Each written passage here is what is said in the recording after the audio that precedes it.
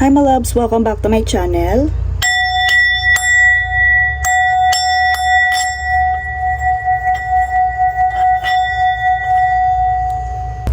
In today's video, we will going to have pick a card reading for love situations and love messages. So ang kailangan nyo lang gawin ay pumili intuitively kung ano yung pile na gusto ninyong piliin, or pwede naman both, pwede naman dalawa, pero kung saan kayo mas drawn, iyon yung unahin ninyo. For pile number 1, meron tayong yellow jade. For pile number 2, meron tayo ditong raw amber.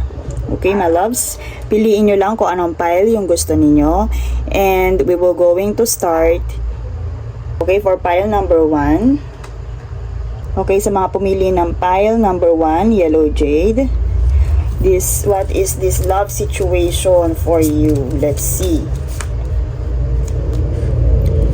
Meron tayo ditong projected, synchronicities, and soulmate. Okay, I feel na ito ay this love situation is, sabihin nating destined. Lahat naman ng love situation is destined, but this one is merong kumbaga malaking part sa buhay mo, because this is soulmate. Nakalitaw dito na ito ay soulmate. So this situation is soulmate. For pile number 1, na kumbaga you are dealing with soulmate connection. And meron tayo ditong synchronicities, and nandiyan ang infinity, and iyan ay kumbaga nararamdaman mo din sa tao na yon. Every time na iisipin mo yung taong yon is nakikita mo yung mga signs. Ibig sabihin, you are supported by the universe and the divine. Kumbaga, ito ay meron ka na, may idea ka na, kasi nakikita mo nga, meron kang signs and senyales na every time na naiisip mo yung tao na to ay kumbaga meron kang mga nakikitang angel numbers, kaya nandito yung projected. So for my pile number 1, you are dealing with soulmate connection, and kagaya nga ng sinabi ko kanina, napoproject mo yon, nararamdaman mo yon, and nararamdaman mo na you are supported. Ikaw ay kumbaga nasa tamang direction, yung tinatahak mo ngayon. Kung hindi ito maybe some of our file number 1 for my collectives, ito ay paparating pa lang. For some of you naman, nandyan na siya. And some of you, I feel na medyo merong confusion. Nagkakaroon, parang kumbaga nako-confuse ka pa. But this reading is a sign na hindi mo na kailangang ma-confuse. Kasi you are, ayan o, on the right path. You are on the right path and you are guided. Kung mapapansin niyo yung direction, nakalagay more on infinity. So you are guided by the divine to this soulmate. So maybe, yung iba wala pa sa kanila to, maybe paparating pa lang to, or maybe yung iba naman nga, hindi pa nila lubos maisip na ito yon. Maybe papunta ka pa lang dun, or yung iba naman ay nandyan at kailangan pa ng maraming sabihin natin signs to confirm na ito. But this one is a sign, this reading is a sign na yes, siya nga. Kumbaga meron siyang malaking part sa yung journey, sa yung path. Okay? And infinity. Okay, some of you, I feel the actually, nandito tayo sa year number 8, 2024. Some of you are dealing with karmic. I feel that kasi not all this, sabihin natin yes, infinity, but number 8 din kasi is karmic. And yung karmic is, we can consider as soulmate. Soulmate karmic or soulmate partner. So specific, for my specific collectives for file number 1, may tendency nga you are dealing with karmic. May tendency na ikaw ay sabihin natin nagtatanong, naguguluhan kung yung taong to ba ay yung sabihin natin twin flame, nakatadhana sa'yo. Yes, nakatadhana siya sa'yo. Siya ay destined na sumama sa yung journey. Okay. So, another supporting. We've got obstacles. Ah, yes. Ito, 2 times na lumitaw yung ating synchronicity. Confusion. Yes. Okay, tingnan natin. Tingnan nyo. Andiyan ang obstacles. Synchronicities again. Confusion. Diba sabi ko nga kanina? And honor. Yes. This is to confirm my pile number 1 is nako-confuse sa kanilang sa kanilang partner, sa kanilang person. Kumbaga, hindi pa sila sure, you are not sure sa yung person because kumbaga, nandito yung you still seek for something, for truth. And you are currently experiencing confusion. Nako-confuse ka kung yung taong to ay sabi natin nakatadhana para sa'yo. Kasi some of you, I feel na maraming dinadanas na obstacle with this person. Or sabihin natin may something, nahihirapan ka, pero you got the signs and synchronicities and nafe-feel mo na yung taong to hindi mo pwedeng iwasan. Yung taong to is irresistible or sabihin natin hindi mo siya pwedeng iwasan. Because yes, hindi mo talaga pwedeng iwasan yung taong to even na nakakaramdam ka ng obstacles sa inyong partnership, sa inyong situationship. I feel na nahihirapan ka dito sa connection na to. I feel that this energy for file number 1, yes, nahihirapan ka sa connection na to.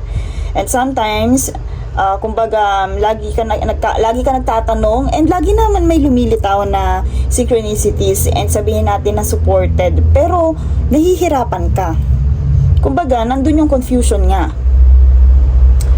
And for some of my collectives ay pwedeng na mi-miss yung mga signs and synchronicities na binibigay sa'yo ni Divine because nakafocus ka doon sa obstacles na nagkakos sa'yo ng confusion.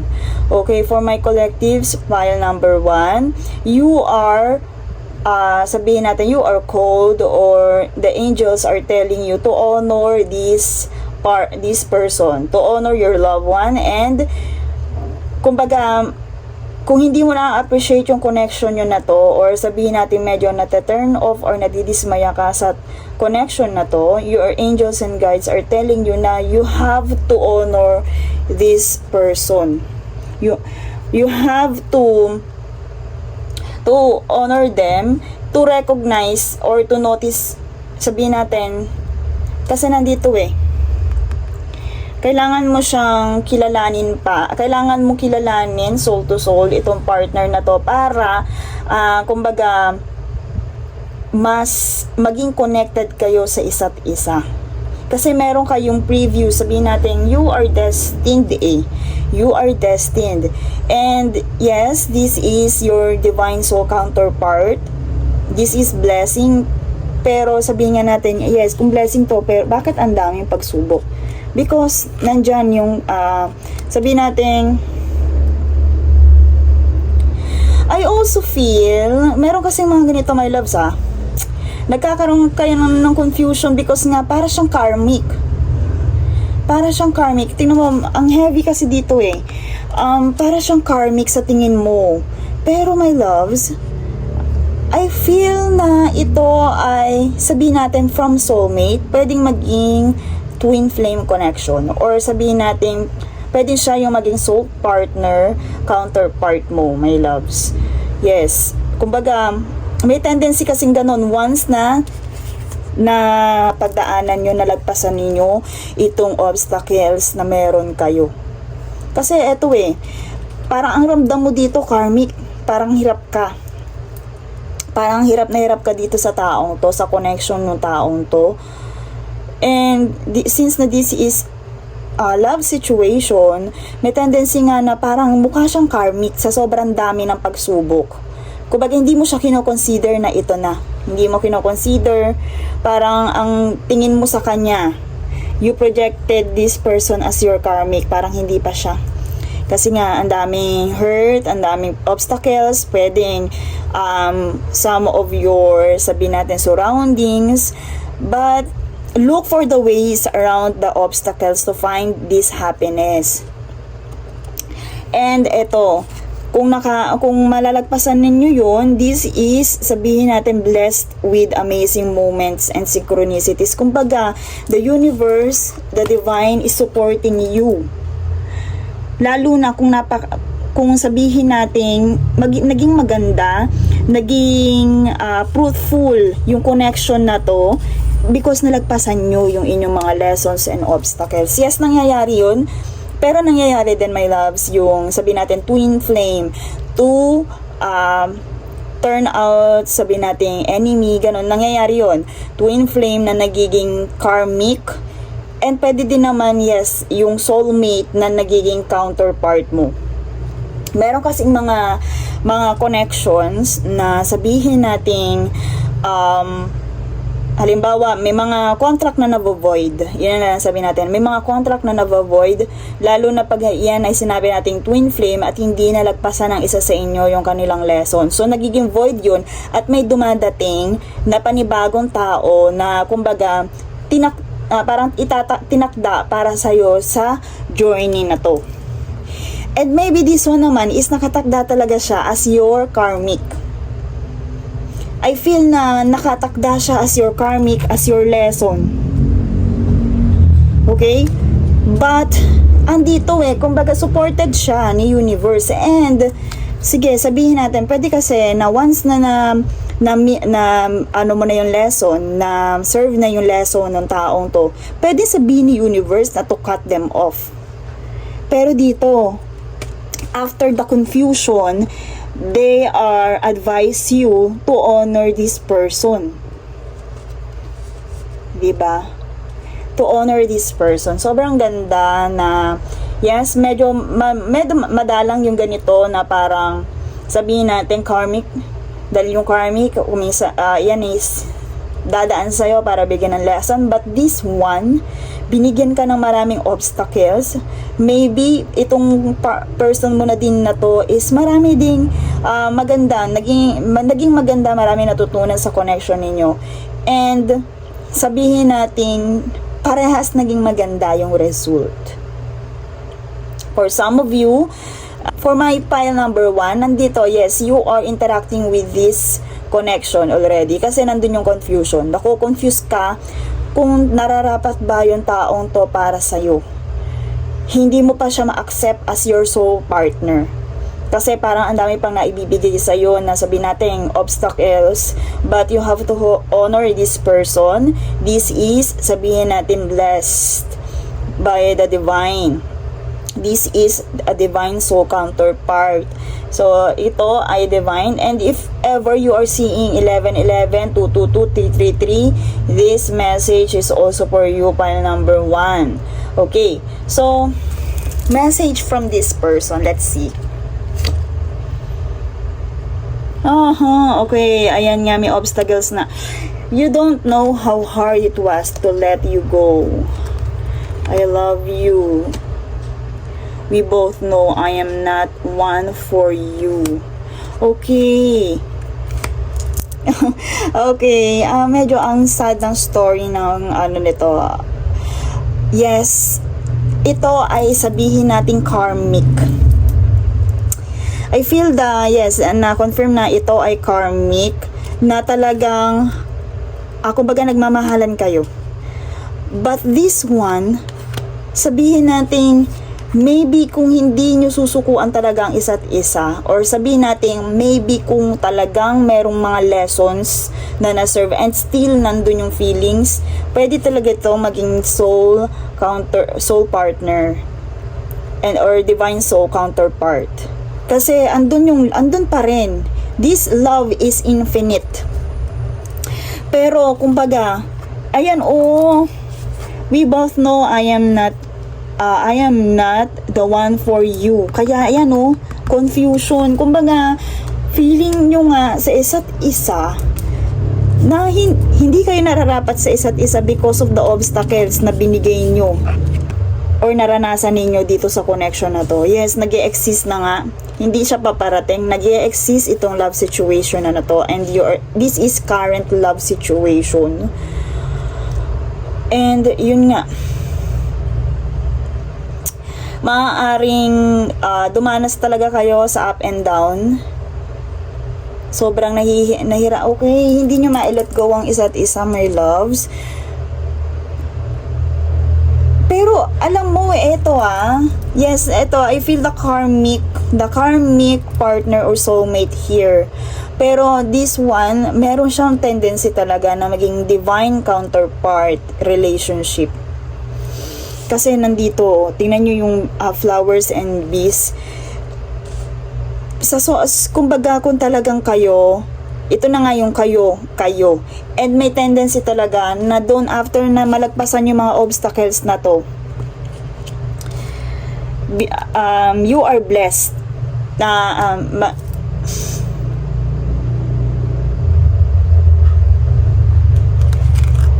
if you are in separation, my loves, at nalagpasan nyo yung obstacles na to,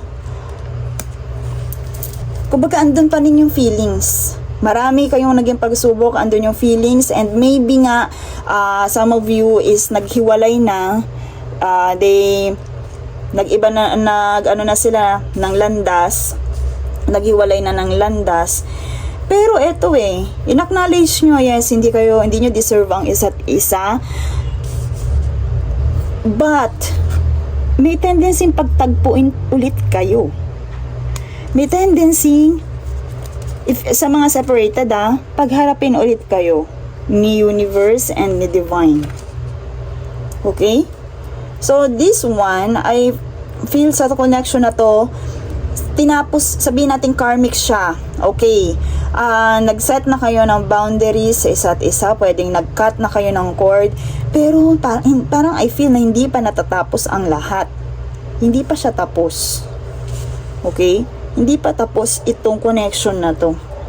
Because parang nakikita ko may energy pa dito na once na sabihin natin na accept nyo na ang isa't isa, you will notice your relationship become stronger. So nafe-feel ko na may energy pa dito Eto tingnan nyo yung dalawang stone. Para paglalapitin, paglalapitin your karmic nga, pag pinaglapit ulit kayo, yes, maybe ito na nga. I feel na paglalapitin ulit kayo if ever na you are in separation. Pero bakit ganon? Kung tinatanong sarili mo, okay na kami, na natanggap na namin na hindi namin deserve ang isa't isa. Sobrang sakit na mag-let go sa situation na to. Pero si universe, kumbaga, binibigyan ulit kayo because the love still remains. The love still remains. Kumbaga, nandun pa rin yung love. Nandun pa rin yung love. Ito And maybe for my collectives, ayan kasi ganyan yung ayos ng card na yan. Synchronicity and I love you.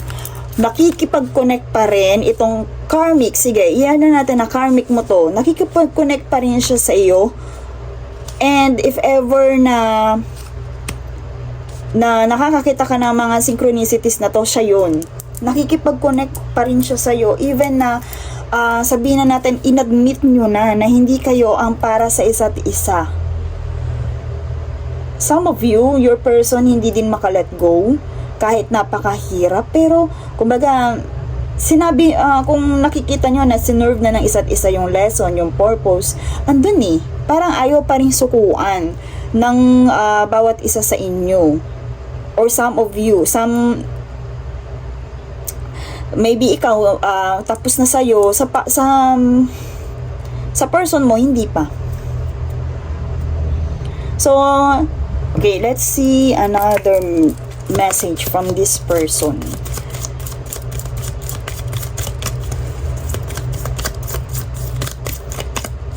Hindi pa siya maka-let go. Di ba? Hindi siya maka-let go, o sabihin na natin ni-let go nyo na yung isa't isa, but nandun pa rin yung feelings. Kaya kumbaga may tendency pagtagpuin pa rin talaga kayo ng tadhana. And the divine is telling you na you have to honor this person. Maybe iba na to. I'm ready. Gusto niya, maybe this person is praying for a second chance. Gusto niya because ayan yung 0. Gusto niyang ipakita. Maybe your person is praying for their second chance. Gusto niya sabihin natin yung back to 0 o yung panibagong muli. And this time, pwedeng talagang makikita mo yung pagbabago. This is a sign, my loves, if ever na you are in separation or nag-break or meron kang nag-break or na postpone na connection, and kung makikita mo talaga yung pagbabago after this obstacle, maybe talaga ito na yung kumbaga binigay na divine para sa'yo. Naging divine counterpart na siya because yung kumbaga lesson sa taong to na inadmit niya, inaccept niya para lang magkaroon ulit kayo ng second chance kasi they still love you. This is specific, my loves, kasi hindi naman lahat talaga ng ex is may pagbabago, or sabihin natin hindi naman lahat ng mga past situationship or relationship ay nandun yung pagbabago, pero mafe-feel mo to kasi nga you have to honor this person kung talagang nagkaroon ng pagbabago, kung na lesson na hindi nyo na ulit mararanasan yung obstacles, and I think yun nga yung kumbaga gusto ng person na to. Kung bibigyan siya, kung pakikinggan siya ni universe, gusto niyang siya ang maging para sa'yo. Kahit na alam nyo, nag-decide kayo na hindi nyo deserve ang isa't isa.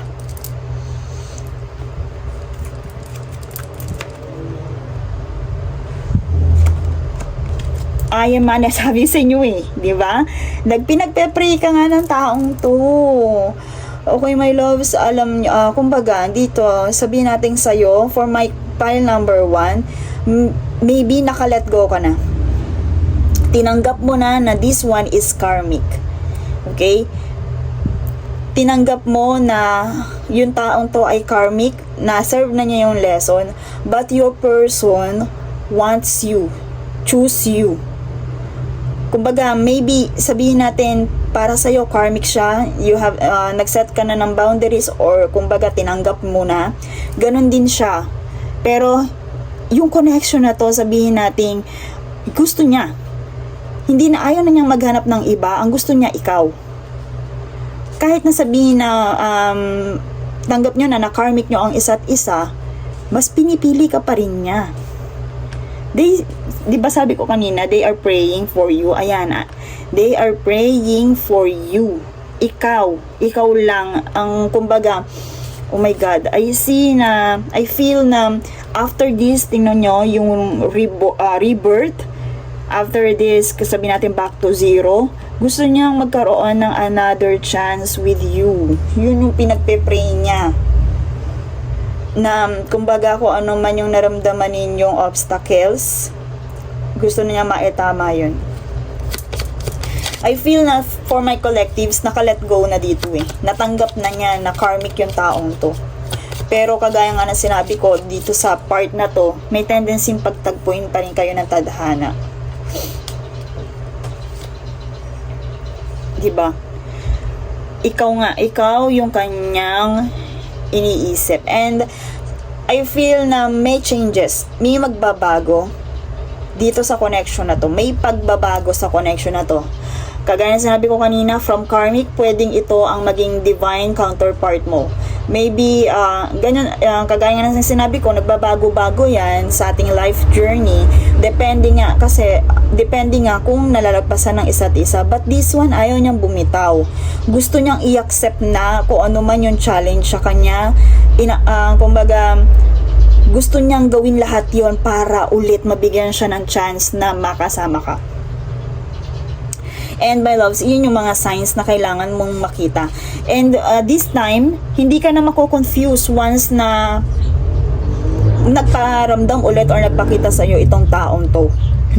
Or maybe you are still dealing with this person, pero kumbaga this time yung ano na to, yung rebirth na to, hindi ka nabibigyan ng confusion. And maybe this is a sign na hindi ka na mako-confuse, and yun nga, ang kailangan mo na lang is to honor this relationship, this person. Okay, one more.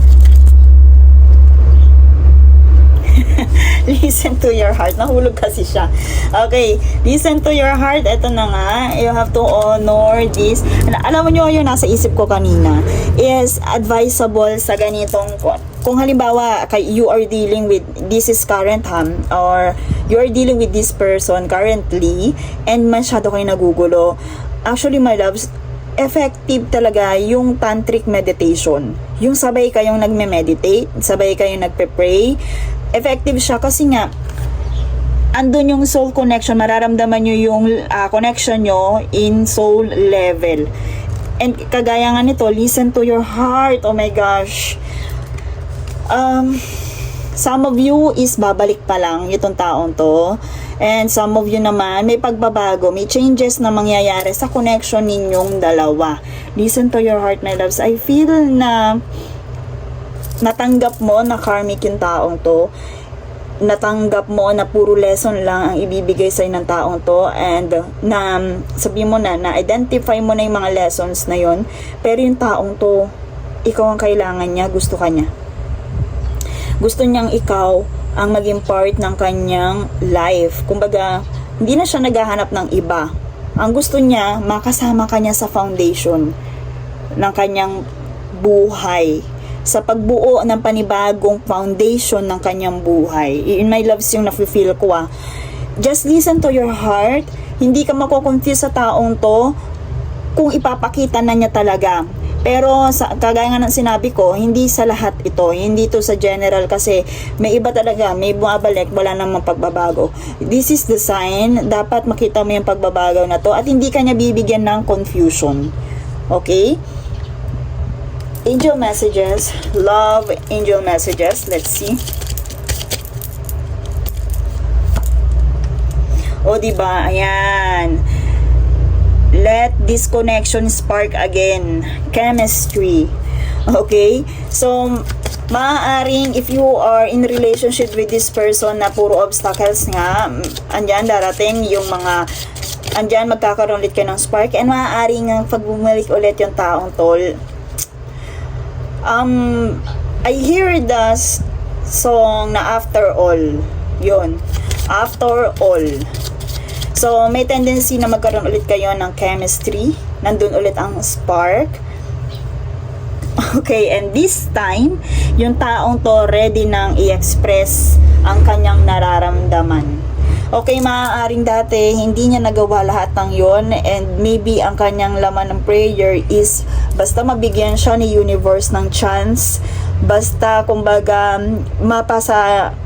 mabigyan ulit siya ng chance na makasama ka, hindi na niya palalagpasin yon, i-express na niya yung kanyang love na nararamdaman sa'yo. Kasi kumbaga yun yung kanyang pinagpe-pray yung second chance, sabihin na natin yung another, yung renewal ng inyong connection na maaaring nag-separate before. Okay. Let's see the last messages for file number 1. Ito hindi natin. Okay. New beginning. Okay, file number 1. My loves, I feel na meron nga, di ba? New beginning. A new adventure awaits. Embrace it and live your dreams passionately. Pwedeng maramdaman mo talaga sa taong to yung talagang total renew. Yung parang kumbaga, after these obstacles, andun ulit yung chemistry. Ibang-iba. Kumbaga, ibang-iba, and sabihin natin puro love ang mararamdaman ninyo. Puro love, and for some of you na parang hindi na ako ready, it's up to you, my loves. Pero kumbaga ito nga is sabihin natin naging karmic mo before, maybe nagtanim ka din ng galit, or sabihin natin hindi, nag-let go ka na. But this person, for some of my collectives na I feel na naka-let go na. This pile number is naka-let go na. Maaaring kumbaga, maaaring naka-let go ka na and close na yung door para sa taong to. Pero yung taong to still manifesting you. And pinapakita niya kay universe na deserve ka. Parang kumbaga, alam niya nung time na yun, hindi mo siya deserve, pero gusto niyang gawin mga bagay na kumbaga para lang masabing deserve mo na siya. Okay, and I think na yes, pakikinggan siya ni universe, lalo na kung ipinapakita niyang genuine talaga yung andun yung urge na ikaw talaga ang gusto niyang makasama. So nandito yung new beginning, maaaring yes, new beginning, new spark. If is still existing or in relationship, if you are still connected, maaaring magkaroon ng panibagong spark sa inyong relationship. Okay, that's all for pile number 1. Hello, pile number 2. So for anyone chooses our raw amber na magaan. Ayan. So let's see the situation first.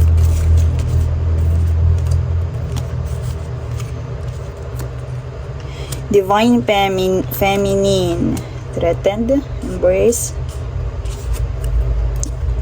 embarrass, appearances. Okay, divorce final. For pile number 2, I feel the energy here of the divine feminine na kumbaga gumawa na ng desisyon. Nag-cut na ng cord. And sabihin natin, for them, this is final. Or maybe, my file number 2, most of my file number 2 is the divine feminine na nag-decide na talaga na to cut this situation off. And because of the, sabihin natin, yung mga appearances na sabihin natin, hindi na maisusurvive pa. Na hindi na nagkokos ng happiness. I feel the divine feminine here is, kumbaga, siya na yung nag-cut ng cord. Sa tingin ng ating divine feminine is, this connection is irreconcilable na. Because of differences, maaaring nandito sa energy na to yung pagkadismaya ni divine feminine. Okay, nandun yung kanyang pagkadismaya. And sabihin natin, magkaiba yung love situation na to ni divine feminine and divine masculine. Magkaiba. Kumbaga, maaaring pumasok dyan yung mga religious factor, maaaring pumasok dyan yung mga networks, and yung mga tao sa paligid, yung mga belief system. And sabihin natin, most of the time, nagkokos yun ng hindi magandang sitwasyon sa inyong dalawa. Hindi magandang epekto sa inyong dalawa. Let's see. Share your dreams together. Cupid. Let go. Enlightenment.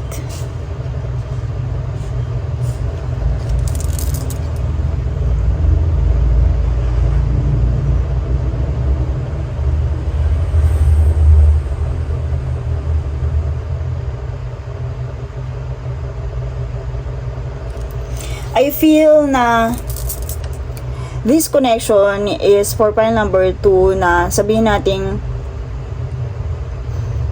a sign or support from the universe that you have to let go this connection.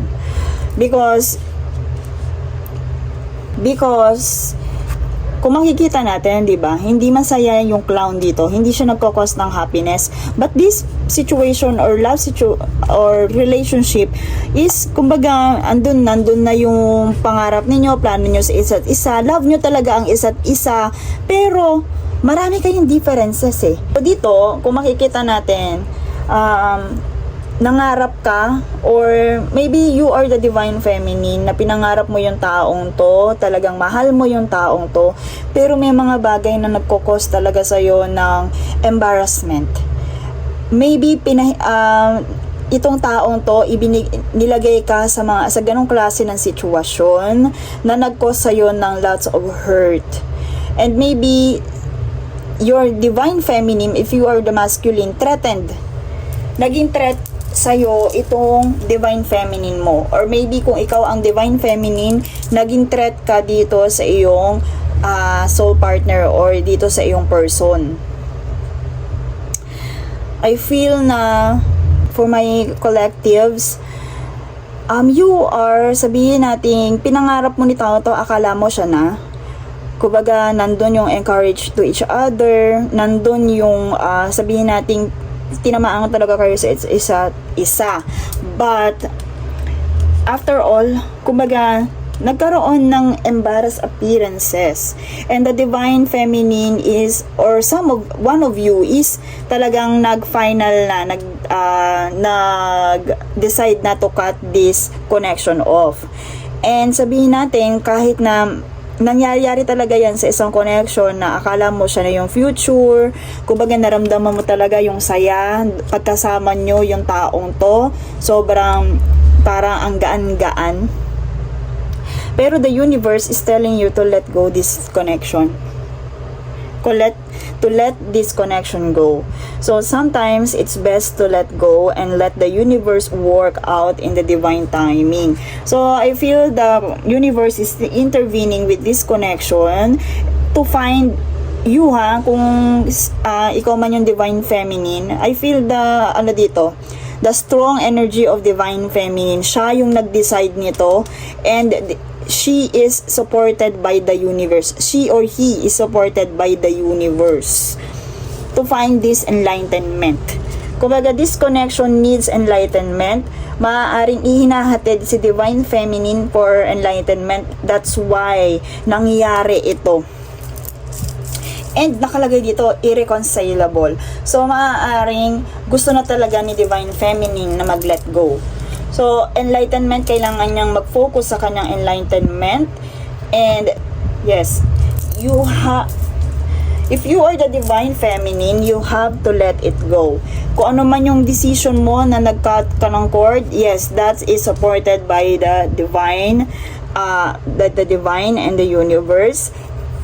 And mag-focus, hindi ka ina-advise na, sabihin natin, dito, I feel na, for my collectives is spiritual. For pile number 2, most of my collectives I feel na in spiritual service. And hindi siya kasi ina-advise dito na makakahanap ka ulit ng iba agad. Kumbaga dito ang ina-advise kasi let go to find this enlightenment. Kumbaga naging masaya ka sa taong to, pero hindi naging maganda Hindi naging maganda yung result. Naging masaya ka, pero kumbaga ito kasing situation, maaaring nandun, kailangan mo nang i-let go. Maaaring you are reminiscing with memories, maaaring iniisip mo pa rin. Ang gaan kasi dito ng but you have to let it go. Maaaring yung mga memories na to yung nagko-connect pa sa person na to, pero it is firm to andito let it go, at nandito yung final. That's the final. Ang magiging lesson mo na lang dito is lahat ng tao is na-encounter natin for a reason. So, yes, the divine feminine, ngayon ko lang napansin na this one is nakasolo siya. Nakasolo yung ating divine feminine, and I feel na you are calling for your divine feminine era. Kumbaga, sabihin natin, you are called to living out your divine feminine era right now. Kaya, kumbaga, for pile number 2, yes, this is a sign na your decision is supported by the universe. It's time to let this connection go. Kung ano man yung mga naging connection nyo before, kung ano man ito, part yan ng journey. Kung ano man to, yung gaan, yung happiness na naramdaman mo sa taong yon, part yon ng journey. Kasi, kumbaga meron na dito hindi na siya nagkakos sa'yo ng happiness. Itong person na to maaaring threatened sa'yo, kaya inilalayo din sa'yo ni universe. Maaaring magkaiba talaga kayo na paniniwala, maybe magkaiba din kayo ng religion, magkaiba kayo ng issue sa buhay. But this one, nakafocus siya for my divine feminine, or para na lang din, kung meron ditong divine masculine, para mas maintindihan natin na your divine feminine is called to living out their divine feminine era. And that is for, ito yung sa purpose nun, for enlightenment. Kailangan ay ma-serve niya muna to.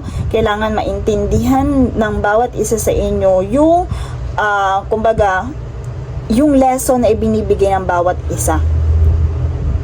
Okay, let's see. Message from this person. Or from your person. I feel you leaving me behind. So many things remind me of you. Ayan nga. I wish I could take back my words. Yes. Okay? Ngayon, eto na, malinaw na nagkaroon kayo ng embarrassing moment sa isa't isa. Nagkaroon kayo maaaring nagkasagutan kayo, nagkapahiyaan kayo. So, yes, andito talaga yung sabihin natin na nagkasakitan kayo and naipahiyahan yung isa't isa. Pwedeng mangyari yon dahil andito I wish I could take back my words. Maybe ito is naging rival mo.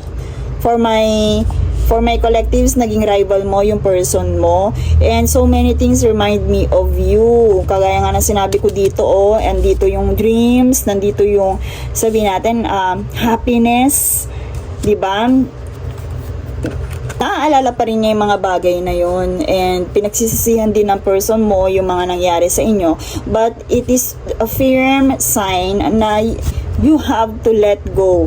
Both of you will have to let go this connection. Let's see another messages from this person. At least, kumbaga, ito yung gusto sabihin sa'yo ng taong to na hindi niya masabi-sabi. Ito yung gusto sabihin sa'yo ng taong to na hindi niya masabi-sabi. Kumbaga, I feel you leaving me behind. Nasaktan niyo ang isa't isa, pero kumbaga, nai-imagine ka pa rin. Definitely, kung meron ka mang message or definitely. Yes, nasaktan nyo ang isa't isa, my loves. Kaya, maaaring hindi na talaga ito sinusuportahan ni universe. Maaaring malalim. Maaaring hindi talaga maganda yung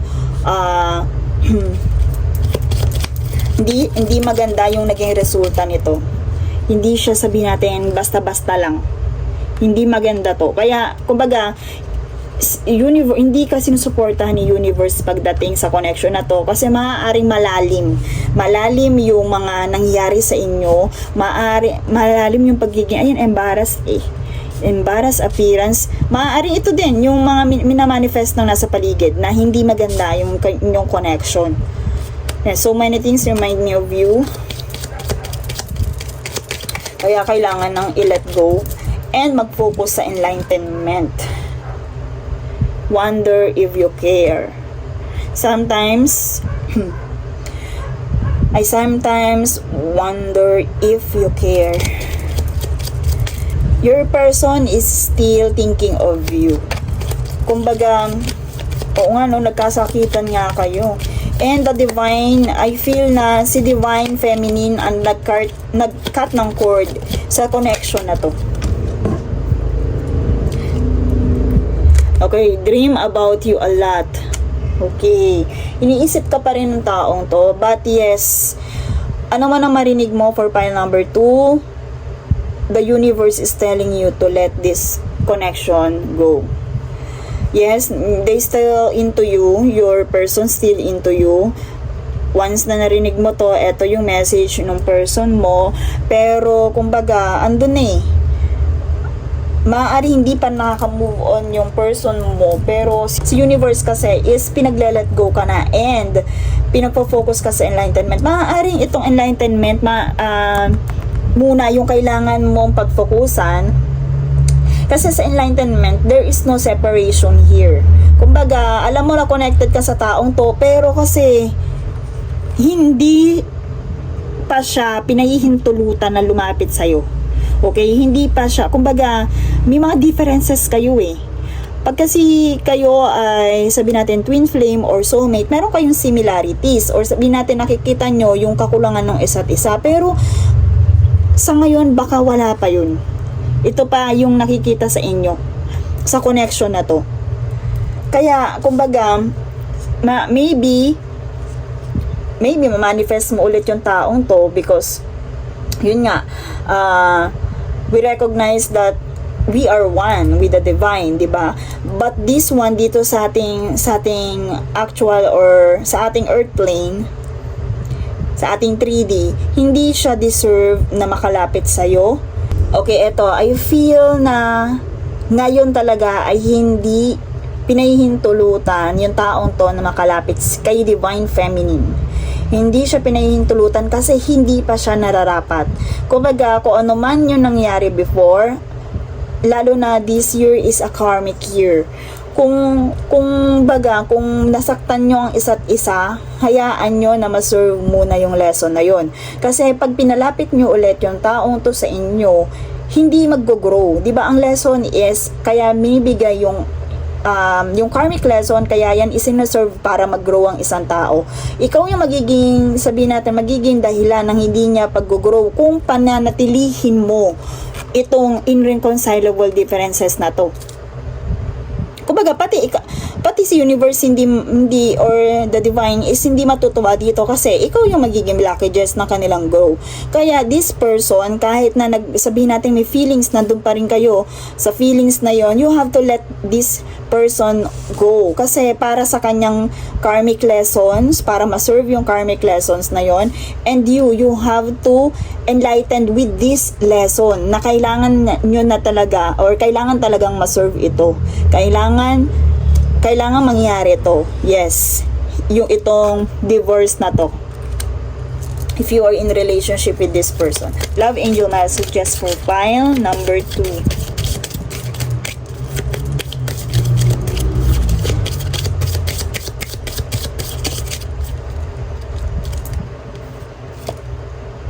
Okay, so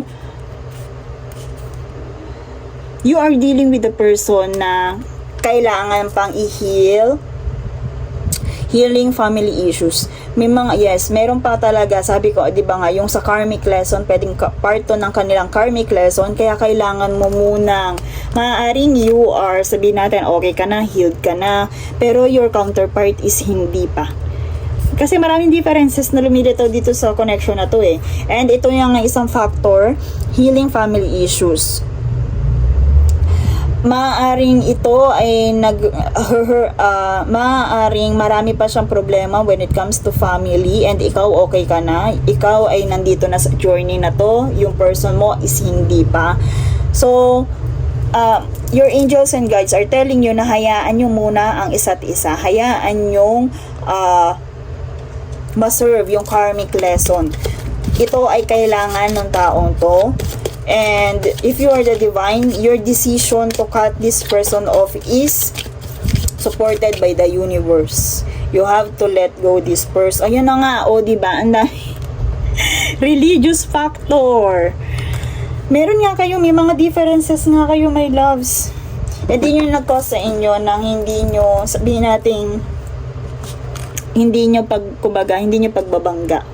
Meron, some of you are wounded because of the previous or past trauma, or even kung halimbawa ikaw ay okay na, yung person mo hindi pa. Ang dami yung pagkakaiba. But ito, kung ano man pumasok dito, religious factors, maaaring ikaw ay spiritualist and your person is religious. So, maybe your love life is influenced by your religious upbringing and spiritual path.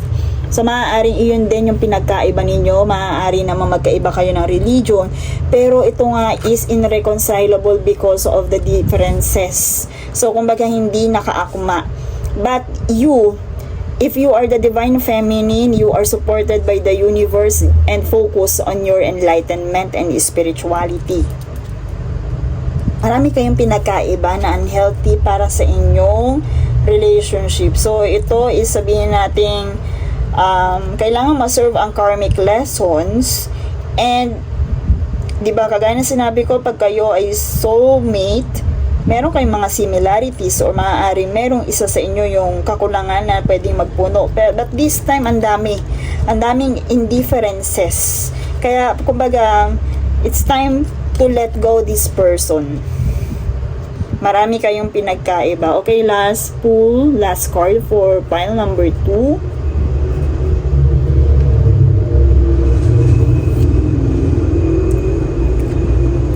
Deep in your heart, you already know the answer. Do what feels right. Okay, for my collectives, di ba?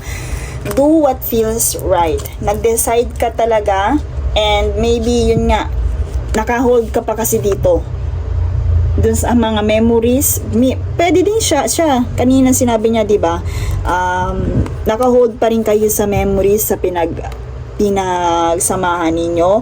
But this one, kung ikaw ay nag-let go or gusto mo palang mag-let go, alam mo kung ano yung answer. Do what feels right. Okay, for pile number 2. And that's all for this reading. I'm sending you lots of love and light.